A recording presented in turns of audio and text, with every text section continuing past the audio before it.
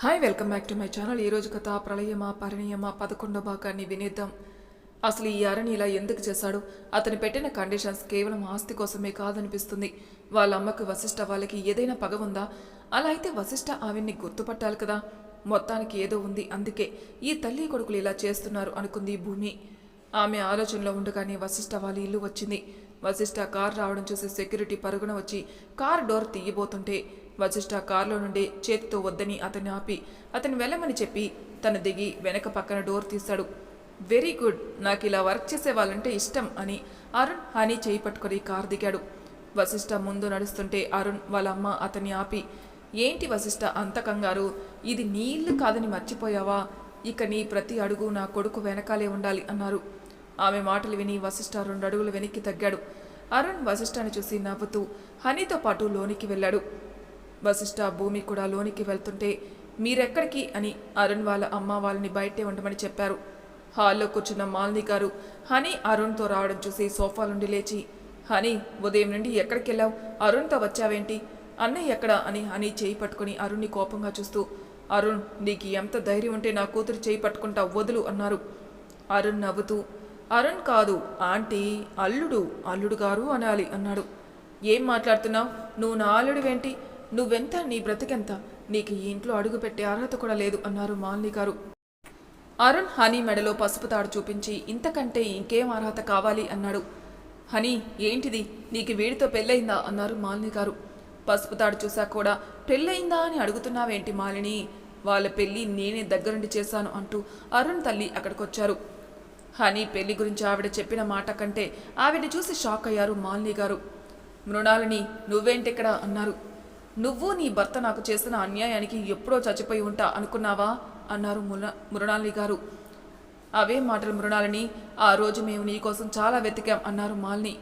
మీరు వెతికారా లేదా నేనే పోయానని సంతోషంగా ఉన్నారో ఎవరికి తెలుసు. తన గదిలో పడుకున్న ఇందిర గారు మృణాలిని అన్న పేరు వినగానే లేచి హాల్లోకి వచ్చి మాలిని గారితో మాట్లాడుతున్న మృణాలిని గారిని చూసి షాక్ అయ్యారు. నేను చూస్తుంది కళా నిజమా? మృణాలిని బ్రతికే ఉందా? ఇన్ని రోజులు ఎక్కడ ఉంది? ఇప్పుడు ఎందుకు వచ్చింది అనుకున్నారు. మృణాలిని, మన తర్వాత మాట్లాడుకుందాం. అసలు నీకు అరుణ్ ఎలా తెలుసు? నువ్వెందుకు వాళ్ళ పెళ్లి చేశావు అన్నారు. అరుణ్ ఎవరో కాదు, నా కొడుకు. మీరు నాకు చేసిన ద్రోహానికి ప్రతీకారంగా నీ కూతుర్ని పాముగా వాడుకొని నీ కొడుకు దగ్గర ఆస్తి మొత్తం రాయించుకున్నాం అన్నారు మృణాలిని. ఆవిడ మాటలు విన్న ఇందిరా గారు కోపంగా అక్కడికొచ్చి, మృణాలిని, నీకు పిచ్చి పట్టిందా? నీకు కొడుకు ఎక్కడి నుంచి వచ్చాడు?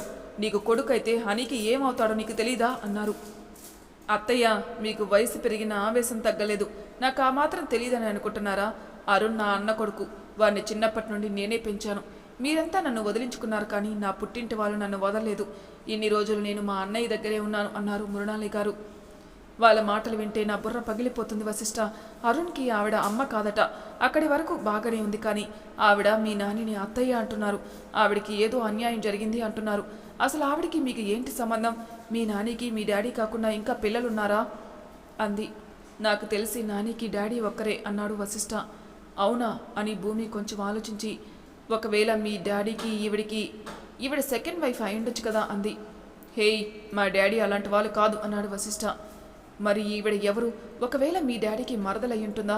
మీ నాని మీ డాడీకి తనకు పెళ్లి చేయలేదని మీ మీద పగపట్టిందా అంది భూమి. ఏయ్ ఆపు, వాళ్ళ మాటలు ఏమో కానీ నీ మాటలు వింటుంటే నాకు పిచ్చెక్కేలా ఉంది.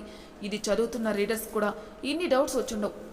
వాళ్ళ మాటలు విను, అసలు ఆవిడ ఎవరో ఏంటో తెలుస్తుంది అన్నాడు. ఇక్కడి నుండి సరిగ్గా వినపడడం లేదు, లోనికి వెళ్దాంరా అని వశిష్ఠ వద్దన్న అతని చేయి పట్టుకుని లోనికి తీసుకెళ్ళింది. మృణాలిని, నీకు మేము ఎలాంటి ద్రోహం చేయలేదు. నీకు నువ్వే అన్నీ ఊహించుకొని ఇలా మా మీద పగ తీర్చుకోవడానికి వచ్చావు. అయినా నీ కోపం మా మీద కదా. మధ్యలో నా మనవడు మనవరాలు నీకు ఏం ద్రోహం చేశారు? మోసం చేసి నా మనవడు కష్టపడి సంపాదించిన ఆస్తి తీసుకోవడం అన్యాయం అన్నారు ఇందిరా గారు. మీరు న్యాయ అన్యాయాల గురించి మాట్లాడకండి అత్తయ్య. అయినా ఇప్పుడు మీతో మాట్లాడే తీరిక లేదు. మాలిని, నువ్వు వెళ్ళి నాకు నా కొడుక్కి జ్యూస్ తీసుకురా. అత్తయ్య గారు, మీరు ఉండేది ఇక్కడ కాదు, వెళ్ళి అవుట్ హౌస్లో ఉండండి. మీ కోడలు మాకు వంట మనిషిలా ఇక్కడే ఉంటుంది అన్నారు మృణాలిని. నేను నీకు వంట మనిషినా అన్నారు మాలిని. అవును మాలిని, ఇకపై ఈ ఇంట్లో నాదే పెత్తనం. నువ్వు, నీ కొడుకు, మీ అత్తగారు మా కింద పనిచేసే పనివాళ్ళు. అలా అని నీ కొడుకే ఒప్పుకున్నాడు. ఇక వెళ్ళి చెప్పిన పని చెయ్యి అని అరుణ్ దగ్గరికి వెళ్ళి, ఏంటి నాన్న నిలబడే ఉన్నావు? కూర్చో, మీ అత్తగారు నీకు జ్యూస్ తెచ్చిస్తుంది, అది తాగి వెళ్ళి పడుకో అన్నారు. మాలిని గారు అక్కడే ఉన్న వశిష్ఠను చూసి, ఏంటి నాన్న ఇదంతా అన్నారు. హనీ కోసం తప్పదమ్మా అన్నాడు వశిష్ఠ. ఆవిడింకేం మాట్లాడలేక కిచెన్లోకి వెళ్లారు. పాపం మీ అమ్మగారికి జ్యూస్ చేయడం వచ్చో రాదో, నేను వెళ్ళి హెల్ప్ చేస్తా అని భూమి కూడా కిచెన్లోకి వెళ్ళింది. ఏంటి ఇలా వచ్చావు? నిన్ను మా వశిష్ఠ వెనక పడద్దని చెప్పాను కదా అన్నారు మాలిని గారు. అబ్బా ఆంటీ, ఇప్పుడు నా సంగతి ఎందుకు, నేను మీకు హెల్ప్ చేయడానికే వచ్చాను. రండి వాళ్ళకి జ్యూస్ తెద్దాం అని ఫ్రిడ్జ్లో నుండి ఆపిల్స్ తీసి కట్ చేస్తూ, ఆంటీ ఆ మృణాలిని గారికి మీకు ఏంటి సంబంధం, ఆవిడ నీకు ఏమవుతుంది అంది భూమి. అవన్నీ నీకెందుకు, మా కుటుంబ విషయాలు నీకు అనవసరం, చేసిన హెల్ప్ చాలు, ఇక వెళ్ళు అన్నారు మాలిని గారు. ఎందుకంటే అంత కోపం మీకు? వశిష్ఠ అంటే నాకు ప్రాణం, నా ప్రేమను అర్థం చేసుకోవడానికి ట్రై చేయండి, మీరు ఒప్పుకుంటే నేను కూడా మీ కుటుంబంలో భాగమవుతా అని కట్ చేసిన ఫ్రూట్ మిక్సీలో వేసింది. ఇప్పుడు ఎవరి గురించి ఆలోచించే ఓపిక నాకు లేదు అన్నారు మాలిని గారు. గుమ్మం దగ్గర నిలబడిన వశిష్ఠను చూసిన మృణాలిని గారు, డ్రైవర్లు ఇంట్లోకి రావడం నాకు నచ్చదు అన్నారు. వశిష్ఠ వెంటనే అక్కడి నుండి వెళ్ళిపోయాడు. తన అన్నను అలా అవమానించడం హనీకి అస్సలు నచ్చలేదు. ఇది మా అన్న ఇల్లు, తన ఇంట్లో నుండి తననే వెళ్ళమని చెప్పడానికి మీరెవరు అంది. మా అమ్మని పట్టుకొని ఎవరు మీరు అంటున్నావు? ఆవిడ నాకు కన్న తల్లి కాకపోయినా అంతకంటే ఎక్కువ. ఇది మీ అన్న ఇల్లు అనేది ఒకప్పుడు, ఇప్పుడు మనది. మన ఇంట్లో మనం మాత్రమే ఉండాలి, బయట వాళ్ళు ఉండడం మా అమ్మకి నచ్చదు. సో నువ్వు ఇంకెప్పుడు అమ్మని ఎదిరించి మాట్లాడుకు, అలా మాట్లాడితే నువ్వు కూడా వాళ్ళతోనే ఉంటావు, అర్థమైందా అన్నాడు అరుణ్ ఆమె జుట్టు పట్టుకొని. అది చూసిన వశిష్ఠ పిడికిలు బిగించింది. తన చెల్లి జుట్టు పట్టుకున్న అరుణ్ చేతిని విరిచేద్దాం అన్నంత కోపం వచ్చింది. అది గమనించిన ఇందిరా గారు మనవడి దగ్గరికి వెళ్ళి అతని భుజంపై చెయ్యి వేసి, వశిష్ఠ ఇప్పుడు ఆవేశపడి లాభం లేదు, నీ చెల్లిని నీ అంతట నువ్వే అతనికి అప్పగించావు, ఇప్పుడు వాళ్ళు భార్యాభర్తలు, నువ్వు మధ్యలోకి వెళ్తే అతను ఇంకా రచ్చిపోతాడు, ఇక మనం చూస్తూ ఉండడం తప్ప ఇంకేమీ చేయలేం, పద ఇక్కడి నుండి వెళ్దాం అని అతన్ని అక్కడి నుండి తీసుకెళ్లారు. అరుణ్ ఎందుకంత కోపం, తను చిన్నపిల్ల, ఏదో తెలియక అంది, వదిలేయ్ అన్నారు మృణాలిని. మా అమ్మ చెప్పింది కాబట్టి వదిలేస్తున్నాను, ఇంకోసారి ఇలా మాట్లాడితే చంపేస్తా అని ఆమెను విసురుగా ముందుకు నెట్టాడు.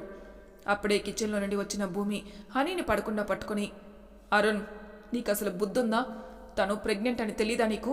ఈ టైంలో తనతో ఇలాగనే ప్రవర్తించేది, తన కడుపులో ఉంది నీ బిడ్డ అని గుర్తుపెట్టుకో, తన కోసమే వశిష్ఠ తన సర్వస్వాన్ని కోల్పోయాడు, అలాంటిది తనకి నువ్వు హాని చేయాలని చూస్తే నిన్నే చంపేస్తాడు అంది. వాడికంటే నువ్వే ఎక్కువ ఆశపడుతున్నావు కదా భూమి, తను నా పెళ్ళాం, దాన్ని కొట్టినా తిట్టినా చివరికి చంపినా కూడా నన్ను అడిగే హక్కు ఎవరికీ లేదు, నా సమాధానం విన్నావు కదా, ఇక నువ్వు వెళ్ళొచ్చు అన్నాడు అరుణ్. నువ్వు ఉండమన్నా వశిష్ఠ లేని ఈ ఇంట్లో ఒక్క నిమిషం కూడా ఉండను, కానీ నువ్వు హనీని ఏమైనా ఇబ్బంది పెడితే వాళ్ళన్న ఊరుకున్నా నేను చూస్తూ ఊరుకోను, మైండ్ ఇట్ అని అతనికి వార్నింగ్ ఇచ్చి అక్కడి నుండి వెళ్ళిపోయింది. హనీ ఏడ్చుకుంటూ తన గదికి వెళ్ళిపోయింది. అరుణ్ ఎవరి అమ్మాయి అన్నారు మృణాలిని. వశిష్ఠను ప్రేమించే ఒక పిచ్చి పిల్ల, తన మాటలు నువ్వేం పట్టించుకోకుండా అదిగో మా అత్తగారు తెచ్చే జ్యూస్ తాగి వెళ్ళి ప్రశాంతంగా పడుకో అమ్మా అన్నాడు అరుణ్. అసలు ఇక్కడ ఏం జరిగింది ఏమి తెలియని మాలిని గారు జ్యూస్ తెచ్చి వాళ్ళ ముందు పెట్టి హనీ కోసం చూశారు. ఏంటి మాలిని, నీ కూతురు కోసం చూస్తున్నావా? తన సంగతి మేం చూసుకుంటాం, ఈ రోజుకి ఇక్కడ నీ పని అయిపోయింది, ఇక వెళ్ళు నీ వాళ్ళ దగ్గరికి అన్నారు మృణాలిని. వాళ్ళు నా వాళ్ళు మాత్రమే కాదు మృణాలిని, నీ వాళ్ళు కూడా, ఒకప్పుడు నువ్వు ఎలా ఉండేదానివి, ఇప్పుడు ఎందుకు ఇలా మారిపోయావు అన్నారు మాలిని. నేను మారలేదు మాలిని, మీరే మారేలా చేశారు, మీరంతా కలిసి నా బిడ్డను చంపి నా కడుపు కోత మిగిల్చారు, అంతా మీరు చేసి నేను మారానని అనడంలో అర్థం లేదు, ఇన్ని రోజులు నేను పడ్డ బాధ ఇక మీరంతా అనుభవించడానికి సిద్ధంగా ఉండండి అని ఆవిడ అక్కడి నుండి వెళ్ళిపోయారు. ఆవిడ వెనక అరుణ్ కూడా వెళ్ళిపోయాడు. ఆంటీ మీరు ఇంకా ఇక్కడే ఉన్నారా అంటూ అక్కడికి వచ్చి ఆమెను బయటికి తీసుకుని వెళ్ళింది భూమి. అవుట్ హౌస్ అంతా దుమ్ము కొట్టుకుపోయింది. అక్కడున్న డస్ట్కి ఇందిరాగారికి లోనికి వెళ్ళగానే దగ్గొచ్చేసింది. వశిష్ఠ ఆవిడికి వాటర్ ఇచ్చి, సారీ నానమ్మ, ఈ వయసులో మిమ్మల్ని ఇలా కష్టపెడుతున్నా అన్నాడు బాధగా. అయినా ఇప్పుడు ఏమైంది కన్నా, ఎందుకు బాధపడుతున్నావు? నేను బాగానే ఉన్నాను, మేము 7 అంతస్తుల మేడలో ఉన్నా, ఇలాంటి చిన్న ఇంట్లో ఉన్నా మా పక్కన కొండంత అండగా నువ్వుంటే చాలు, మాకు ఎలాంటి దిగులు ఉండదు, అయినా నువ్వు ఇదంతా నీ చెల్లి కోసమే కదా చేసావు, దాని జీవితం బాగుంటే మనకు అదే చాలు అన్నారు ఇందిరాగారు అక్కడున్న చైర్లో కూర్చుంటూ. వశిష్ఠ అలానే కింద కూర్చుని ఆవిడ ఒడిలో తలపెట్టి, నేను చేసింది తప్పో ఒప్పో కూడా తెలియడం లేదు, కానీ నేను అలా చేయకపోతే మీడియా ముందు హనీ గురించి తప్పుగా ఎక్స్పోజ్ చేస్తా అన్నారమ్మా, ఆ టైంలో నాకు అన్నిటికంటే నా చెల్లి లైఫ్ ముఖ్యం అనిపించింది అన్నాడు. నువ్వు చేసింది ఖచ్చితంగా ఒప్పే నాన్న, నువ్వు ఇంకేం ఆలోచించకు, అంతా మంచి జరుగుతుంది అన్నారు. వశిష్ఠ సరే అన్నట్లు తలూపి మృణాలి గారిని గురించి ఆలోచిస్తూ ఉన్నాడు. భూమితో పాటు అక్కడికి వచ్చిన మాలిని గారు వశిష్ఠ తలపై చేయి వేసి, ఏంటి నాన్న ఇదంతా? ఆ మాట నేను నిన్ను అడగాలమ్మా, ఎవరు ఆవిడ, ఆవిడికి మనకి ఏంటి సంబంధం అన్నాడు వశిష్ఠ. మాలిని గారు చెప్పాలా వద్దా అన్నట్లు ఇందిరాగారిని చూశారు. ఇంకా ఆలోచిస్తావేంటి మాలిని, ఇంకా జరిగింది చెప్పాల్సిన టైం వచ్చింది, చెప్పు అన్నారు. మృణాల్ని ఎవరో కాదు వశిష్ఠ, మీ నాన్నగారి రెండవ భార్య. మాకు పెళ్ళైన 5 ఏళ్ళైనా పిల్లలు లేరని మీ నాన్నమ్మ బాధపడుతూ ఉంటే నేనే మీ నాన్నగారిని మరో పెళ్లికి ఒప్పించాను. అలా మీ నాన్నగారికి తనని ఇచ్చి రెండో పెళ్లి చేశాం. తన ఇంట్లో అడుగు పెట్టాక నన్ను తన సొంత తోడుగుట్టులా చూసేది. ఇద్దరం చాలా ఆప్యాయంగా ఉండేవాళ్ళం. మమ్మల్ని చూసి అందరూ సొంత అక్కా చెల్లెలు అనుకునేవారు. కొన్నాళ్ళకి మృణాల్ని నెల తప్పింది. తన ద్వారా ఇంట్లోకి వారసుడు వస్తున్నందుకు అందరం చాలా సంతోషంగా ఉన్నాం. అదే టైంలో అసలు పిల్లలే పుట్టరు అనుకున్న నేను కూడా నెల తప్పానని తెలిసింది. మీ నాన్నగారు నానమ్మ మేము ఒకేసారి తల్లినైనందుకు చాలా సంతోషించారు. మమ్మల్ని చాలా అపురూపంగా చూసుకునేవారు. ఇద్దరం ఒకేసారి డెలివరీకి హాస్పిటల్లో జాయిన్ అయ్యాం. అదే రోజు సాయంత్రానికి ఇద్దరికి డెలివరీ అయింది. ఏమైందో తెలియదు కానీ మృణాల్ని బిడ్డ కడుపులోనే చనిపోయాడు. మృణాల్ని స్పృహలోకి వచ్చాక తన బిడ్డ చావుకి మేమే కారణమని, నాకు పుట్టిన బిడ్డే వారసుడు కావాలని, నేనే తన బిడ్డని ఏదో చేసేసానని చాలా గొడవ చేసింది. మేము ఎంత చెప్పినా మా మాట వినలేదు. అప్పుడు మీ నాన్నగారు కోపంతో తన మీద చేయి చేసుకున్నారు. అసలే బిడ్డ పోయిన బాధలో ఉన్న మృణాల్ని మీ నాన్నగారు కొట్టేసరికి మనస్తాపం చెంది ఇంట్లో నుండి వెళ్ళిపోయింది. ఆ తర్వాత మీ నాన్నగారు తన కోసం వెతకని చోటంటూ లేదు. అయినా తను ఎక్కడా కనిపించలేదు. ఆయన చివరి క్షణం వరకు తన కోసం ఎదురు చూస్తూనే ఉన్నారు కానీ తన ఇంటికి తిరిగి రాలేదు. ఇదిగో మళ్ళీ ఇప్పుడొచ్చింది మన మీద పగ తీర్చుకోవడానికి అన్నారు మాలిని గారు. అంతా విన్న భూమి, ఆంటీ మీ వర్షన్ మీరు చెప్పారు, అక్కడి వరకు బాగానే ఉంది. అసలు మృణాలిని ఆంటీ మీరే అలా చేశారు అనుకోవడానికి ఏదైనా గట్టి కారణమే ఉండుంటుంది కదా, లేకపోతే అంత మంచిగా ఉండే ఆవిడ ఇలా ఎందుకు మారిపోతారు? తోడబుట్టివలా చూసిన మిమ్మల్ని శత్రువులా ఎందుకు చూస్తారు? హనీ లైఫ్ కూడా నాశనం చేసేంత పగ ఎందుకు ఆవిడికి అంది. ఏమో భూమి, తను మమ్మల్ని ఎందుకు అపార్థం చేసుకుందో, ఎందుకు తన పగకి హనీని బలి చేసిందో, నా మనవడికి ఇలా ఎందుకు అన్యాయం చేసిందో అర్థం కావడం లేదు అన్నారు ఇందిరాగారు. అయితే మనకు మృణాల్ని ఆంటీ వర్షం తెలిస్తే ఆ సమస్యకు ఏదైనా పరిష్కారం చేయగలం, ఏమంటారు వశిష్ఠ అంది భూమి. భూమి నువ్వు కొంచెం సైలెంట్గా ఉండు, ఇది మా ఫ్యామిలీ మ్యాటర్, నేను చూసుకుంటాను. ఇప్పటి వరకు చేసింది చాలు, ఇక నువ్వు ఇంటికెళ్ళు అన్నాడు వశిష్ఠ. నేను మీ ఫ్యామిలీయే, మా ఫ్యామిలీ అని వేరుగా చూడటం లేదు, మన ఫ్యామిలీ అనుకుని మాట్లాడుతున్నాను. అయినా ఈ టైంలో వెళ్ళమంటే ఎక్కడికి వెళ్తా? మీతో నా అంతటా నేను రాలేదు. మీరే నా ఎంగేజ్మెంట్ నుండి నన్ను తీసుకొచ్చేశారు. రమ్మనడం పొమ్మనడం కూడా మీ ఇష్టమేనా? చూడండి అమ్మగారు, ఇది న్యాయమేనా అంది భూమి. వశిష్ఠ ఇంత అర్ధరాత్రి తను ఎక్కడికి వెళ్తుంది? రేపు వెళ్తుంది అన్నారు ఇందిరాగారు. అమ్మమ్మగారు నేను రేపు ఉదయం కూడా వెళ్ళను, ఇకపై మీతోనే ఉంటాను అంది భూమి. ఏయ్ భూమి, నీకు చెప్తే అర్థం కదా, ఇప్పుడు నేనున్న సిచ్యువేషన్లో అమ్మ నానమ్మ వాళ్ళతో పాటు నిన్ను కూడా ఇబ్బంది పెట్టలేను అన్నాడు వశిష్ఠ. హో అదా మీ బాధ? అయినా మీతో ఉండడం నాకు ఇబ్బంది ఎలా అవుతుంది? నువ్వు ఉన్న చోట నాకు నరకమైన స్వర్గంలా ఉంటుంది. ఇక నా గురించి మర్చిపో అని ఇందిరాగారి దగ్గరికి వెళ్ళి, అమ్మమ్మగారు నేను ఇల్లంతా క్లీన్ చేస్తాను, ముందు అందరం పడుకొని రేపు ఏం చేయాలో ఆలోచిద్దాం అని ఇల్లు క్లీన్ చేసే పనిలో పడింది భూమి. హనీ మంచంపై పడుకుని జరిగిందంతా తలుచుకొని ఏడుస్తూ ఉంది. అసలు నా వల్లే ఇలా జరిగింది.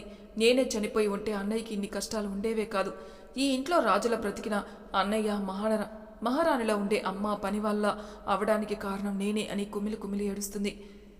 ఏంటి బేబీ ఏడుస్తున్నావు? నువ్వు ఇలా బాధపడితే నీతో పాటు మన బేబీ హెల్త్ కూడా పాడవుతుంది. ఇదిగో ఈ జ్యూస్ తాగి పడుకో అన్నాడు అరుణ్ ఆమె చేతికి గ్లాస్ ఇస్తూ. హనీ అతని కోపంగా చూస్తూ ఆ గ్లాస్ విసిరికొట్టి మంచంపై నుండి లేచి అతని కాలర్ పట్టుకుని, ఎందుకురా ఇలా చేశావు? ఎందుకు నన్ను అడ్డు పెట్టుకుని మా వాళ్ళతో ఆడుకుంటున్నావు? ఎందుకు ప్రేమ పేరుతో నన్ను ఇంత మోసం చేశావు? మీ అమ్మ మాట విని నా లైఫ్తో ఆడుకుంటావా? నువ్వే నా సర్వస్వం అనుకుని నమ్మినందుకు నాకు బాగా నీ బుద్ధి చెప్పావు అంది. హనీ కూల్ అంటూ ఆమె భుజంపై చెయ్యి వేసి, ఇప్పుడు ఏమైందని ఇంత ఆవేశపడుతున్నావు? అసలు నిన్ను పెళ్లి చేసుకునే ఉద్దేశం కూడా నాకు లేదు. మీ అన్న దగ్గర ఆస్తి లాక్కొని నిన్ను వదిలేద్దాం అనుకున్నాను, కానీ మా అమ్మ నిన్ను పెళ్లి చేసుకోమంది కాబట్టి నీ మెడలో తాళి కట్టాను. దానికి నువ్వు మా అమ్మకి రుణపడే ఉండాలి అన్నాడు అరుణ్.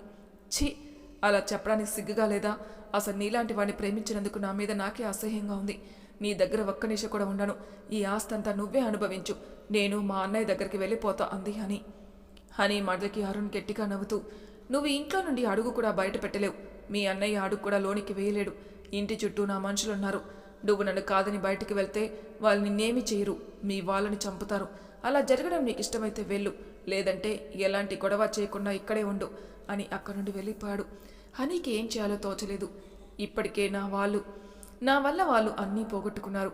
ఇప్పుడు నేను బయటికి వెళ్ళి వాళ్ళ ప్రాణాలు తీయలేను అనుకుని అక్కడే కూర్చొని మోకాళ్ళపై తలపెట్టుకుని ఏడుస్తూ ఉంది. అలా ఏడుస్తూ ఏడుస్తూ స్లో తప్పి అలానే పడిపోయింది. మరుసటి రోజు ఉదయాన్నే డోర్ కొట్టిన సౌండ్కి నిద్రలేచింది భూమి. ఇంత పొద్దున్నే ఎవరు అనుకుని డోర్ తీయడానికి వెళ్తుంటే నేను చూస్తాను ఉండు అని వెళ్ళి డోర్ తీశాడు వశిష్ఠ. ఏంటి డోర్ తీయడానికి ఇంత లేటు? మీ అమ్మ ఎక్కడ? ఆమె ఇక్కడ పడుకుంటే మా ఇంట్లో పనంతా ఎవరు చేస్తారు అన్నారు మృణాల్ని. మా మమ్మీకి ఇలాంటి పనులు అలవాటు లేవు, కావాలంటే నేను వచ్చి చేస్తా అన్నాడు వశిష్ఠ. దానికి ఆవిడ నవ్వుతూ, ఇంట్లో ఉండే మీ అమ్మకే పనులు అలవాటు లేకపోతే బిజినెస్ అంటూ దేశాలు పట్టుకుని తిరిగే నీకు వస్తాయా పనులు? నాకు కారణాలు చెప్పకు. ఈ రోజు నుండి ఇంట్లో ఎలాంటి పనుల వాళ్ళు ఉండరు. మీ మమ్మీ అన్ని పనులు చేయాలి, లేకపోతే ఆ పనులన్నీ నీ ముద్దుల చెల్లెలు చేయాల్సి వస్తుంది అన్నారు మృణాల్ని. అప్పటి వరకు అదంతా వింటున్న మాలిని గారు అక్కడికి వచ్చి, నేనుండగా నా కూతురు చేయాల్సిన అవసరం లేదు, నేనే వస్తాను పద అన్నారు. మంచిది మాలిని, త్వరగా రా, నాకు కాఫీకి టైం అయింది అన్నారు మృణాల్ని అక్కడి నుండి వెళ్తూ. ఆవిడ వెనక వెళ్తున్న మాలిని గారిని ఆపి, అమ్మా నన్ను క్షమించు అన్నాడు. ఆవిడ నవ్వుతూ, ఆ మాట నేననాలి నాన్న అని అక్కడి నుంచి వెళ్లారు.